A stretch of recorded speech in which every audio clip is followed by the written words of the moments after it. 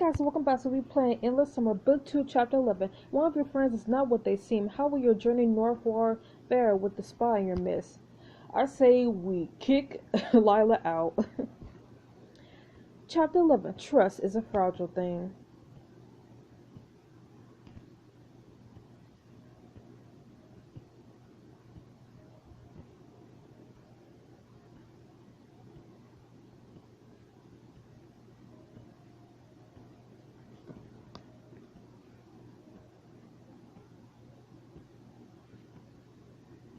Snowflakes alight soft upon the wintry landscape outside of Elsian Lodge. For a brief moment, it seems there's no place more tranquil in all the world. Crash! Estella and Lila come smashing through a glass door. Locked in and struggle with one another, they topple to the ground. Wait, let me explain. Shut up. Estella grabs her by the collar of her spiral and blazed shirt. It was you killed her. She drives a visit to Lila's face, hitting her again and again. Lila doesn't even raise her arm to defend herself. Please, I'm sorry. Hearing the commotion, everyone rushes outside. Estella, was she? There was a video in the lodge that showed Lila killing Estella's mom. What? We gotta do something. Sean runs over to break it up. Estella turns to catch him by surprise, shoving him to the ground. Estella, come on, enough.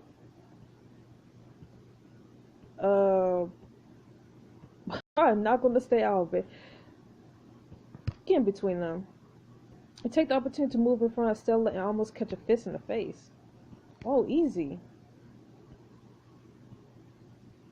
Get out of my way. Stella, we should talk to Lila and find out what she knows. I've had enough talking. She has my mother's blood on her hands. Sean and Craig grab Stella's arms and barely manage to hold her back. No, let me go. Lila, explain quickly. Tell us it's not true. I wish I could. It's true. Olivia was my friend and I ended her life. You, what? Mr. Work said it was the only way she was going to ruin us. He said that I'd do it. My God. Is that supposed to save your ass? Maybe because it's not working. Please, I know it sounds bad, but my mission now is to protect you, all of you. Lila, Wolf Work orders you to kill all of us. What could possibly be worth? Go with that. He won't order that. But what if he did? They made it click that. Would you actually do it? Lila looks down, unable to meet your gaze. Her answer is clear. Unbelievable. All this time we've been worried about surviving and we have Work's goddamn assassin on this. Estella tears free of Sean and Craig. Well, I'm not going to give her the chance. As she lunges for Lila, you notice Diego transfixed by something in the opposite direction. Following his gaze, you watch several large clumps of snow fall simultaneously from the lodge's roof. A faint tremor passes through the ground, then another one. Guys, I think something's coming. Something big. Massive form, all white fur and black claws lumbered around the corner. What the heck? By the endless, the mountain guardian. Guardian? That's a damn Yeti! What the hell? Stella's attention is drawn away from Lila, who suddenly gets up and makes a run for it. She's getting away! Grace, look out! Grace turns just in time to see the 20-foot tall beast looming next to her. What? Ah! Anchored by the scream, the Yeti reaches down and grabs Grace in one of its huge claws. No, Grace! No, let her go! Alistair comes running to Grace's defense. He stops short in front of the gargantuan creature, unsure what to do. I should try to distract it. Break a window, I guess? You pick up a rock and hurl it as hard as you can towards one of the lodge's upper windows. The glass shatters spectacularly, raining down sharp fragments. The creature gathers Grace against his chest with one arm and shields his face with the other. The glass slides harmlessly off his thick fur. Didn't work, damn. Sean picks up a heavy chunk of stone and begins running towards the Yeti. He springs upward at the last moment and hurls the chunk at the creature's face. There's a solid thump as it collides with the Yeti's head. It drops Grace into the snow and lets out an ear-splitting cry. Roboco's ready for exhales a cone of frosted enormous beast. Icicles spout from the Yeti's fur but seems otherwise unharmed. The beast bends down and brings his snout towards the tiny fox. It grunts softly at Furball and then snatches him up and bounces towards Furball. No, Furball! Furball! Get back here! Where are you taking him? Oh man, is it going to eat him? In a few massive steps, the Yeti is gone in the trees. Everyone stares at after it in disbelief. Wait, what just happened? Are we into full-blown Christmas special territory? Estella's heart and gaze is fixed in the direction Lila went. She ran away like the backstabbing coward she is. Baron walks over to examine the Yeti's huge footprints. This guardian is larger than I expected from Uxar stores. We need to move quickly to catch up. Yo, like a freaking abominable snowman? Really? And there are still evil super soldier dudes out there. I don't know, guys. We might never make it to where the gate is if we try to save him. Listen, if it wasn't for Furball, most of us would have been torn to shreds by that saber tooth. We owe him this. And leave that murderer to get away with what she did. We need to catch her. I want to hold Lila accountable as much as you do, but if we don't act fast, that monster's going to kill Furball. Fine, but when we do find her, none of you have better get in my way. Okay. Endless rows of pine, and I didn't make it like that. As you weave a path from each footprint to the next, you notice tears streaming down Stella's face. Stella. What?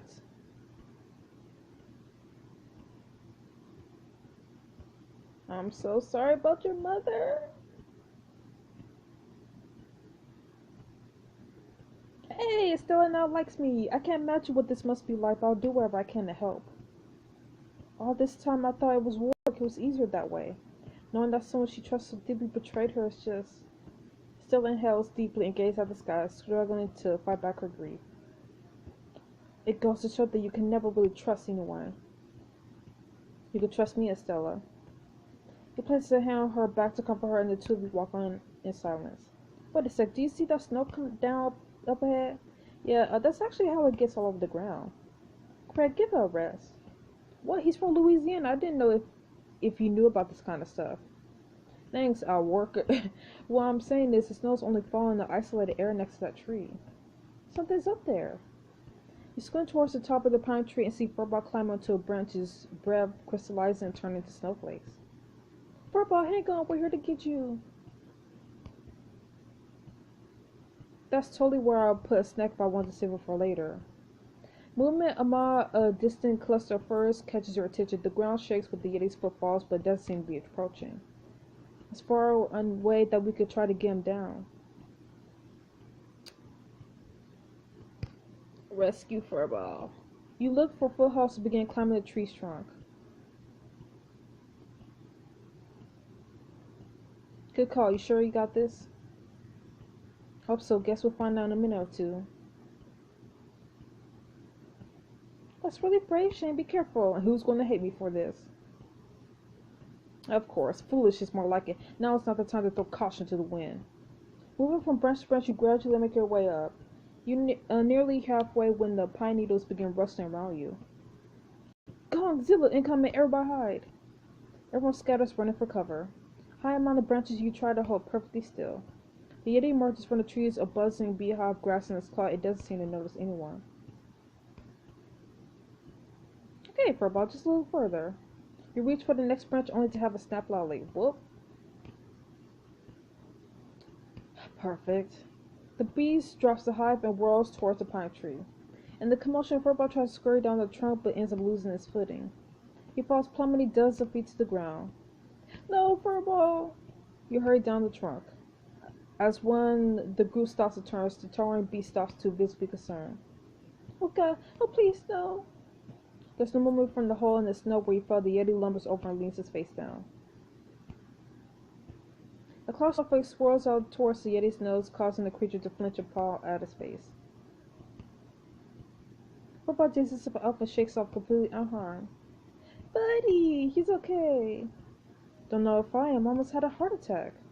The Yeti leans his face to Furball, tenderly giving him several licks with his huge tongue. I think it's trying to care for Furball like a parent. Oh, that's adorable. Furball backs away from the massive beast, scampering towards Quinn. She picks him up. You're a good little pupper, Furball. Yeti sees Furball and Quinn's arms and his protective instinct appears to kick in once again. Uh-oh. I think you're pissing it off. Yep. Yep. The creature rises to its full height and advances on Quinn. This is like a custody battle from hell. Quinn glares at the Yeti and stands her ground. You know what? I've had about enough of you. Just stop. Uh-oh. The Yeti seems suddenly hypnotized, a faint glow appearing in its eyes. It continues walking forward, causing snow to slide off of the surrounding trees with each heavy step. Quinn, what are you doing?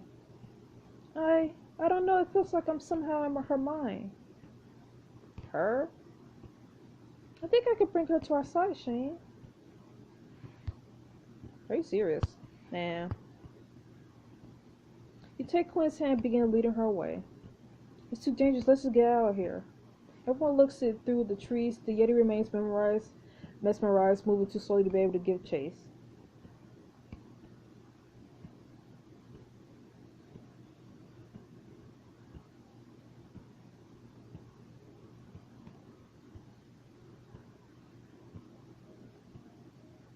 After a few hours of travel, you emerge from the evergreen forest to the shore of a vast frozen lake. I don't think it followed us. Wonder what special snowflake over there. Furball skitters across the shore towards the icy surface. In any case, those cliffs are going to be too steep to climb. Looks like we're headed over to the lake. Is it solid enough? I don't need to deal with anyone entering hypothermia for falling through. The ice is clear, which means there's less trapped air inside. Well, sir, given the thickness and high density, it should be safe enough. Good thing we brought Pierre and Marie Curie here along. Officer and Grace glanced at Jake. What? Don't give me that look. I know scientific stuff. Sure you do. Tentatively, the group sets foot on the ice. Whoop, it's slippery. Don't worry, I will keep you steady. You gradually make your way across the smooth glass-like surface. If only I had my ice skates, this would be a great place to perfect my double axel. Nice, I didn't know you figure skated. Well, I'm not great at it or anything. Remind me if we ever get home to show you my medals from the Collegiate Championships. Medals? Plural? A while later, as you're near the center of the lake, Estella suddenly stops and kneels. Estella, you alright? Estella used a gloved hand to clear frost from the ice, revealing an object frozen a few inches below. Oh. I don't know how I knew it was there. Draco? Or Draco? I remember Uxal talking about that Volta. Raj rummages through his master bag for something. He produced a portable burner and presents it to you. Hey, you could probably melt it out with this, yeah? Nah. I'm sorry, but we gotta get across this lake. We should probably leave the ice intact. Oh, of course. As you move onward, the lake narrows sharply, becoming a straight line with opposing cliffs. Jake stops walking, seemingly unharmed. Crap, bad timing. You eat the raw octopus back at the Vanti feast too? You hear the chorus of revving motors. Arachnid troops on ski bikes roar out from around the cliffs. They speed across the frozen lake, circling your group. Whoa. Surprise! The bikes come to a stop and the hulking brute steps off. Looks like you reached the end of the line. New recruit, huh? Lundgren ain't what you think, pal. Not just recruit, I'm your replacement, Jakey Wakey. Listen up, amateur hour. If you can't even come up with a decent nickname, don't waste my time. Lundgren must be packing those cigars with something funny. He thinks he could put Inspector Gadget's idiot cousin in my spot. That's Tetra to you. Talk all you want, traitor. I have the upper hand. In fact, I have two. The motor's on his mechanical fist whine as he readies them. Sean looks over to you intently as if to indicate that he's about to do something. I got your back. So, Tetra, why do you want us dead so badly? Oh, it's nothing personal. A job's a job, and Mr. Work happens to know how to put his money where his mouth is. Too bad that work kills his hired help. Lundgren will backstab you. Say that? You'd be smart to get out now. If you tried it, we'd crush him and take this island for ourselves. Actually, maybe that's a better plan. A tetrapod to reflect Sean edged closer to the circling and Arachnid operators. Oh, I see. You're trying to drive a wedge between us and him. Sorry, looks like your plan didn't pan out. Shoot. No, but this might. Sean slides Slide tackles a pair of soldiers, open the path out of the circle. Ugh. Huh. The brute deploys a fist towards Sean, who barely manages to jump out of the way. Instead, the hydraulic limb slams to the surface of the lake, causing it to heave beneath you. Nice going. Whoa. Cracks appear in the eyes, you lose your balance and come tumbling down. Shame. The surrounding soldiers level their rifles at the group. Do not move. Tetra retracts his arm and grins at Jake. You could come with us or we could kill you right here. Your choice. As you climb back to your feet, something slips out of your back and goes rolling across the ice. Kaitlyn's heart. Someone grab it. Retrieve the heart. You dive towards it but miss. The spear slides over the ice and comes to a stop at Quinn's feet. Got it. No, Quinn. As he forces Quinn into the air, her eyes become twin motes of blazing green. Everyone stares at her hovering form in shock. What kind of freaky B-grade mushroom did I mean, are we in a horror film? That ain't normal. Shoot her. Sir, her radiation levels are off the... Do it! The Arachnid troops simultaneously open fire on Quinn. No. Quinn stinks a hand and all the bullets slow until they're crawling through the air. She drops a gesture and the projectiles clatter to the ice harmlessly. I didn't sign up for this kind of stuff. Quinn reaches out towards a group of soldiers as they're trying to push them away. Get out of here. Green fire erupts all of them, their bodies gradually become translucent as if they're being pulled through time. Ah! Guys, run! Most of your friends are able to make it away. They hurry towards the cliffs. Oh yeah, run with your tails between your legs. Not that it'll do much good. Tetra points both fists at the ice and begins deploying them repeatedly. Is he freaking crazy? Yep. A web of widening fissures crosses the lake. It's beginning to break. Yeah, it is.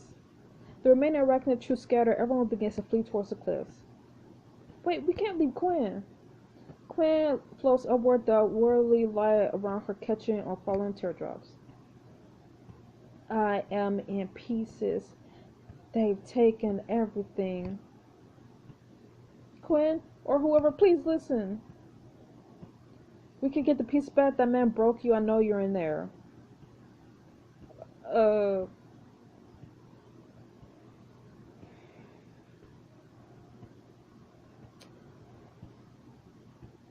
We can get the pizza back? Back? How? Quinn's gaze feels as if it could burn holes through you. Where did you last see them? Gone. It's all gone. Your kind did this. She reaches out towards Craig, but you run in front of him. Green fire envelops you. The world appears to melt away, every shape and hue swimming in different direction.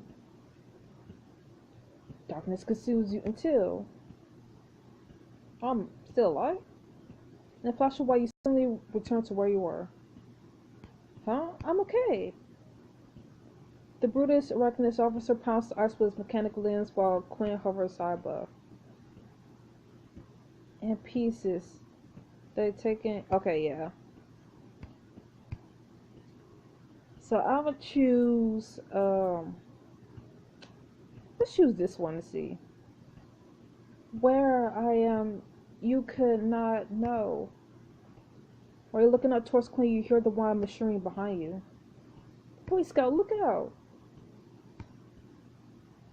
Tetra's face crashes to your back, sending you flying across the ice. Intense pain courses through you, your vision blurs and then fades. I'm dead again, aren't I? Yep. So I guess it was the middle option.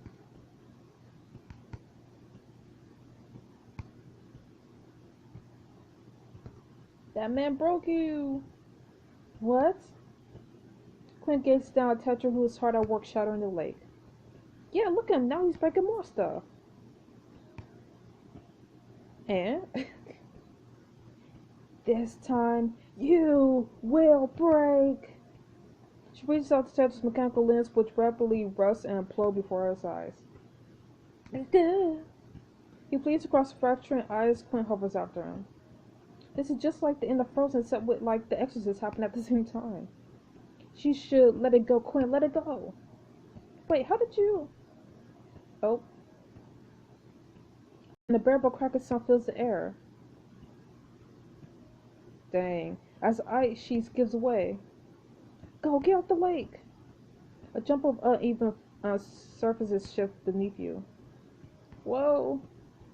Struggling to keep your balance, you look around to find several of your friends in trouble. Shine has fallen to the water. He's struggling to keep his head above the surface. Zara is trapped on the fast-moving ice floe, hurtling towards the far end of the lake. Not good, not good. Alistair nearly loses his grip while clinging to a sheer cliff above turning plates of ice.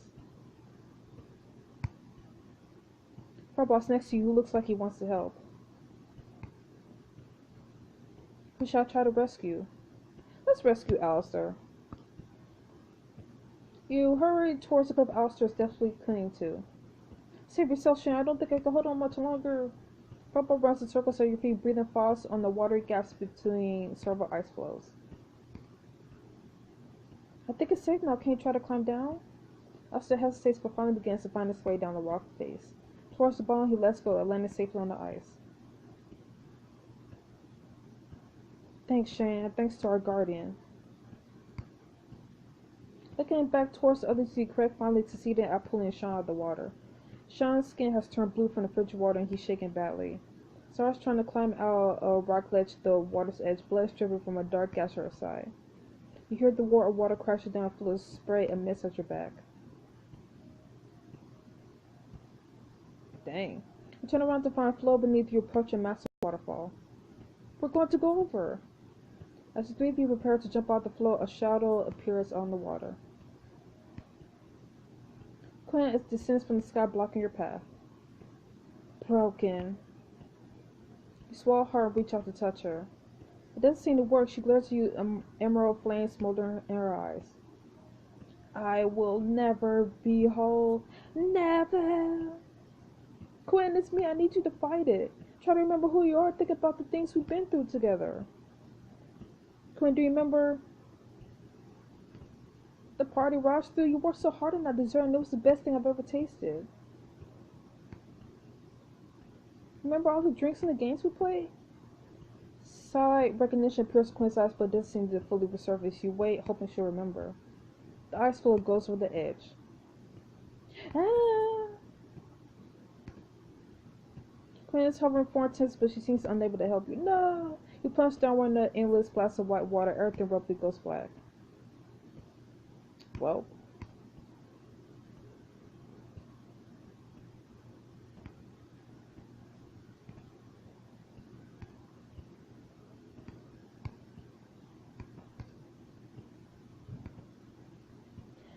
Okay, how about the bridge? Quinn, I don't think I've ever been more devastated in my life than the moment I thought I lost you. You won the battle and I thought everything would finally return to normal. Instead, when you and I were on that bridge, my worst nightmares started coming true, and there was nothing I could. But you did. Quinn. You saved me, Shane. Quinn closed her eyes and the warm waterfall suddenly silent. The bob of the ice floe beneath your feet ceases and even the churning tide stops in place. She slowly floats to the shore and the two of you and Furball follow. Crack! Estelle's fist collides with the island's heart and Quinn's hand, knocking it out of her grasp. Quinn drops to the snowy ground inside the water, and in an instant the pounding of the waterfall resumes. Stella, what happened? Oh, sorry, you were, several of your friends come and run over. You were floating in the sky using superpowers. Superpowers! She alright? Let me see her. Everyone looks like Quinn, not knowing what to say. You okay now, Quinn? I think so. Thanks, Shane and Stella. Quinn gazes past all of you, her eyes focus on something in the distance. What? A tall building atop a spear of rock along the white haze. My father's facility. I guess we're finally going home.